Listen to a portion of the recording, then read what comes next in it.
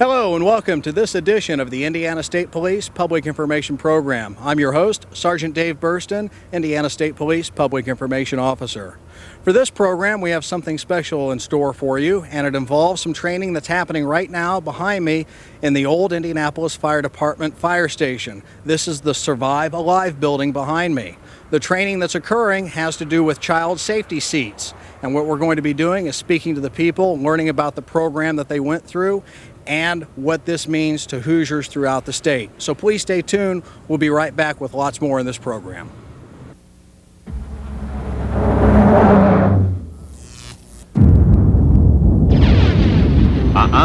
You better think again before cutting in front of that truck. It takes trucks twice as long to stop as cars. There's a no zone in front of that truck. Crashes happen when cars cut in front of trucks. So, look for the whole front of the truck in your rearview mirror and signal before pulling in, and then don't slow down. Drive smart. Don't hang out in the no zone. Hello and welcome back to the program. Joining me now is Judy Sheese, who is the director of the Indiana University Automotive Safety Program. And Judy, tell us a little bit more about what's happening in the firehouse training station behind me. Well, what we're doing here today is a class. It's called CARES, Child Auto Restraint Educator Seminar. And today we have a large class of firefighters, police officers, insurance people, medical people. And what they're learning is how to correctly install a car seat. So we've got participation from public service, private enterprise, everybody's involved. Right. This is an issue that involves everyone. Now you mentioned they're learning how to install a child car safety seat. Some people watching the program today might think, gosh, is this how my tax dollars are being spent? This doesn't sound very complicated, but there's a little bit more to it, isn't there? Yeah, as a matter of fact, this is a 7-hour class just to learn how to install child safety seats, and that seems really unusual. But the thing is, child safety seat installation isn't easy. Every car seat is different and every vehicle is different. So it's real important that parents understand how to use their seat. And what we tell parents is, read the instructions that come with your seat. And that's one thing that we're teaching these people here today, is to encourage parents to do that as well. Now, what is some of the training that has already occurred, and what are they doing right now? Right now, the first part of the day is a classroom activity where they actually go over the rules for car seats, or the general guidelines for car seats. And then this afternoon, what we're going to see in just a little bit is them actually installing car seats in different cars with different types of seat belts, because every seat belt can be different too. Now, once they have completed this training, what will happen with the knowledge that these people have learned? Well, these people are from across the state, so what we hope they'll do is to go back into their own communities and teach other people what they've learned. So it'll be kind of, I'm sure most people have seen the programs where you hear about learn how to safely install your child safety seat, go to the XYZ location, or go to a store location, so they'll be doing things like that? Yes, they'll be working with other people who've been trained in order to do car seat inspection clinics. And inspection clinics are just what you said, where people come into a parking lot at a business or something, and someone helps them see if their car seat's installed correctly. Now, how frequently has this CARES training been provided? We've been doing this for about 3 years, and at last count, I think we had several hundred people across the state who've taken the class. Now, is there a goal to train a certain number of people? Well, our goal is to train at least 1 or 2 people in every county in the state, and I think last we looked, we had 60 counties covered, so we're getting there. You're meeting the goal. Right. Now, what kind of feedback have you had from participants of this training? They're amazed that there's so much to learn. You know, when people find out this is a full-day class, they say, well, what am I going to learn in 7 hours? And I think when you talk to people this afternoon, they will be surprised in what they have learned.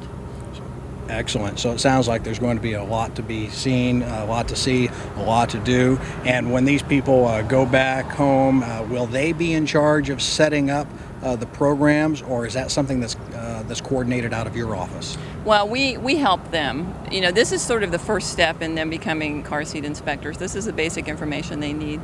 And then we ask them to participate in at least 2 clinics that we're involved with in order to get additional experience.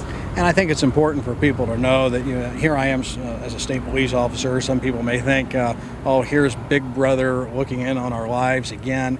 And anybody that has ever been to a crash scene and has seen the devastating injuries that can result from an unrestrained person, be it an adult or a child, it really makes a permanent impact on you.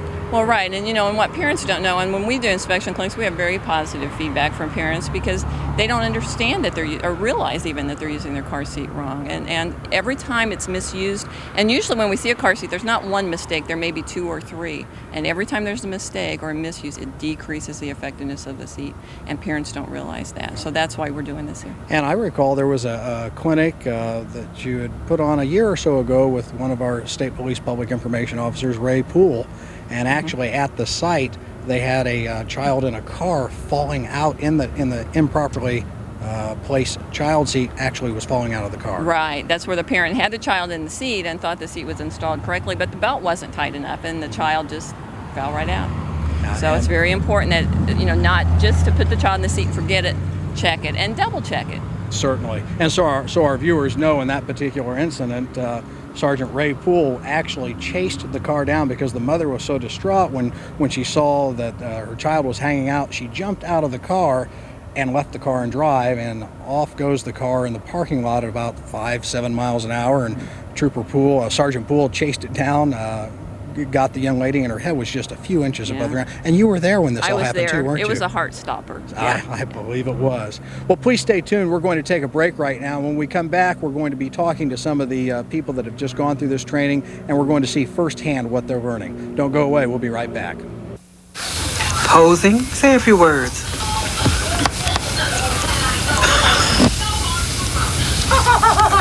What else you want me to do? Say cut. Get the keys. Friends don't let friends drive drunk. They broke the law at every turn. They had no restraint. They were rebels without a clue. What's wrong with you guys? Oh, compound fractures, contusions. No, I mean, why no safety belts? It's just what dummies do. Oh, yeah? Well, this is what I do. Busted for not wearing safety belts. Hey, pal, it's the law. Police are ticketing across the nation. Buckle your safety belt. As of July 1st, police officers can stop you for not wearing your seatbelt. Too often we have seen the tragedy of adults and children injured and killed in crashes because they were not restrained. So please, buckle up, because it's the safe thing to do. Here we are with Trooper Roger Popplewell, who's attending the CARES training. Roger, what does the CARES training stand for? Stands for Child Auto Restraint Educators Seminar. And you have been participating in this training today. Yes, sir. What have you been learning? We've been learning quite a bit. We found out today that approximately 90% of all child restraints are improperly installed. Were you surprised to hear that? I was extremely surprised to hear that. I've been educated today and learned many things about seat belts as well. Not all cars are compatible with child restraint devices, and there are certain things we have to look for and educate people to marry these two together. Now, what have you been doing? What's happening? This is your police car right behind us. What are all these people doing behind it right now? Well, currently they're putting in and removing from the police car different child safety seats, and to make sure that they're installed properly and make sure that they're compatible with those vehicles. So we're putting to a little practical application to what you learned in the classroom. Absolutely. Well, Trooper Popplewell, appreciate you taking the time to speak with us, and I'll let you get back with your group. Thank you. Have a good day. You too.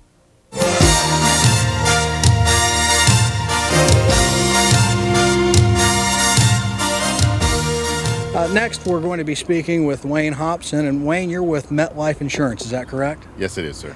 Now, I'm kind of interested in, and maybe our viewers would be interested too, why is an insurance company interested in this training, and why has your company seen fit to send you here? Well, as you know, MetLife Automobile Insurance Company is very concerned about the welfare of the individuals that drive in our cars.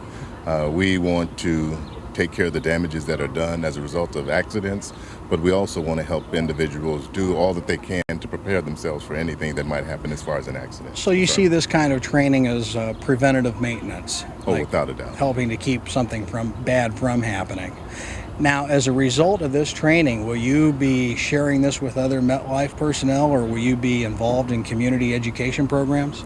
My reason for coming is, first of all, just to see what this is all about, And from what I've experienced this morning, I see that I can take this back to the agents in the office. We're going to do some clinics and perhaps do one of these in the community in some sort, so that we can do some education as far as doing things to help our insureds as well as people in the community to just be aware of how important it is to do the things properly as far as child restraint is concerned. Now, Wayne, from what you've seen so far, has there been any big surprises about the training? The big surprise for me is that in watching some of the video that was shown inside and some of the inspections that they've done, is that there are a lot of people out here that have child restraints but really don't do what is right as far as following at least the manufacturer's suggested way of installing them. As they showed in some of the checkpoints, many of them have them in the seats but don't have them properly adhered, and that is something that people think that because the law says you have to have it, they do it just to pass the law. But the point is to protect those children that should be in the restraints. So aside from just having the child physically in the seat, that seat has to be properly installed. Yes, definitely. So, Wayne, thank you so much for talking with us. I know I've pulled you away from your group, and I'll let you get back to your work. Thank you, sir. Thank you very much. Okay. Joining us now is Mike George with the Indianapolis Fire Department. Mike, you've been here participating with the CARES training today. Did the fire department send you to this? Yes, they did. What was their reasoning for it? They want as much education as possible for the public on the proper use of child restraints and seatbelts with the new law that takes effect July the 1st. Now, with this training, will you be providing it to other fire personnel, or will you actually be transferring this knowledge to the public? We'll be doing both. We'll be going out, we'll be doing seminars with the fire department, possibly. Of course, that's out of my control, but that's why they're training so many of us to participate in this program, to train our own people and maybe train the public too. And I saw that some people may not be familiar with some of the limited shots that we've had here, but the training today has been provided here at the Indianapolis Fire Department Survive Alive training facility. Yes, it has been. It's also where our local 416 of the Metropolitan Fire Department Union Hall is. And that's actually their building. We actually rent the space from them. The Survive Alive is actually a program that's developed and provided by the Metropolitan firefighters. So this building gets a lot of use for community services, yes. training programs such as this. Yes, it's full use. Now, with the CARES training that you've been through today, what was the most surprising aspect of this training that you learned? For me, it was the placement of the child to the rear. Of course, at my age, there wasn't any child restraints used at all. We just kind of laid him on the seat and hope for the best. But it's all new to me, and I'm glad for the training for my own safety, because I have a grandchild home that I would like to. So this gives you a personal vested interest. I guess yes. One of the first people you're going to be talking to are your my children. Daughter. Yes. Your daughter yes, say, hey, that's this is right. what I learned today. Yes, that's right. That's correct. Well, I certainly appreciate you joining us here today and sharing with the public some of the training that you've been receiving and the value that it will be for them. Okay, thank you. Thank you, Mike. Hey, hold over! Uh-oh, Vince. They're really cracking down on safety belts these days. What's up, officer? I'm giving you a ticket for committing an 811. Safety belt violation. Compliments of Barney Fife. We never wear safety belts. We're dummies. Weisenheimers. He gave us a ticket. Man's got to do what he's got to do.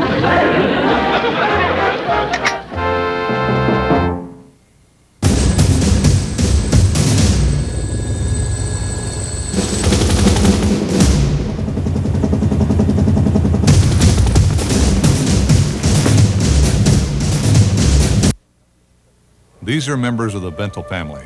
On a Sunday in September, they went to church, and afterwards they met the driver of this truck on an Indiana highway.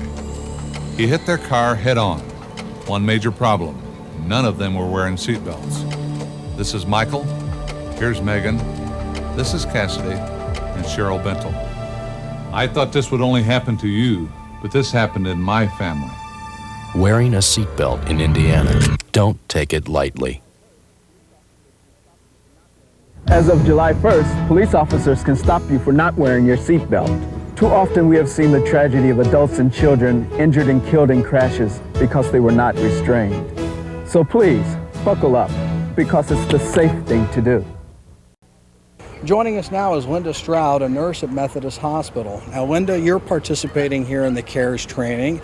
Did Methodist Hospital send you to this? They sure did. What was their reasoning for that? Well, part of my job as a pediatric nurse is health promotion and health maintenance, and making sure that parents are buckling their children in and using the car seats properly is part of my job. So have you encountered in the past parents that haven't understood how to put the seats in, or have you seen improperly installed seats? Unfortunately, yes. So this will be a great benefit for you. Absolutely. Now, is there anyone else here from Methodist, or did they send you out here by yourself? I'm out here today by myself, but there's been other nurses that have participated in this seminar as well. Has it been worthwhile for you? Oh, absolutely. Learned a great deal today. Well, I appreciate your participation here and in helping us out. And one question I want to ask, as far as the training that you've received today, was there anything that really surprised you or startled you that you learned about today? Probably just the percentage of parents that don't use their car seats properly was really amazing statistic to me. Yeah, it's interesting. Each person I've talked to, I've asked that question, and that's been the answer. The number of seats that are improperly used or not used at all. Linda, thanks again for joining us, and You're I'll let you welcome. get back with your Okay, group. thank you. All right, bye-bye. Bye. Joining me now is Lisa Sowers, who is a daycare provider in Greenfield. What's the name of the company you're with? The House of Kids. House of Kids, and they sent you to this training, is that correct? Yes. Now, what was their reasoning for doing that? So we could help the parents to learn more about how to put their car seats in properly. Have you seen some examples where parents had improperly installed seats? Yeah, some. So this is going to be of help to them? Yeah. Now, have any other people at your daycare center received this training? No, there's one other girl with me today, but... So there's two of you here from the daycare center. So what advantages or what things have you learned here today? Well, I didn't know about the seat belts needing to be adjusted to be put into the car seats. So that you learned something new with that? Mm-hmm. And with everything that they've been teaching and instructing about, was there anything that really surprised you? Mainly just the seat belt and the age of the children that should be in the car seats. When you get back to your daycare center, this is going to help you out a lot? A lot, yeah. So, well, thank you very much for speaking with us, okay? Okay, thank you. Appreciate it. Joining us now is Sergeant Frank Chapranda from the St. John Police Department. Frank, you were assigned to come down to this training from your department, is that correct? Actually volunteered. You volunteered? Yes, sir. So you had a personal reason for doing that? Well, yes, I'm in charge of the driver's program, and I like to bring back information that'll help the drivers and their kids, because one thing I don't want to cover accidents with kids involved. That's an excellent point, and I think any police officer watching the program can relate to that. You become jaded in a lot of things, but it always bothers me when I see small children that are hurt. So you're going to be taking this training back to your department and sharing it with other officers? Most definitely. We'll be having an in-service training program, and we're going to incorporate this, and we're also going to be working with Schererville PD on doing on the road. With the training that you've received here today, was there any one particular thing that you were surprised to hear or learn about? Well, actually, I learned a lot after being a parent and not really realizing what was all involved with car seat restraints for kids. I found myself very ignorant until I attended this class. So did you find yourself sitting there thinking, but for the grace of God, my children survived? Definitely, I was thinking in those terms. And I understand you may be having some grandchildren down the road. Maybe a year or two. Maybe I'm not going to rush those yet. but this will be something to share with their mom and dad. Most definitely. Help keep They'll be them safe. educated real quick. So, Frank, thank you so much for speaking with us today. Thank you.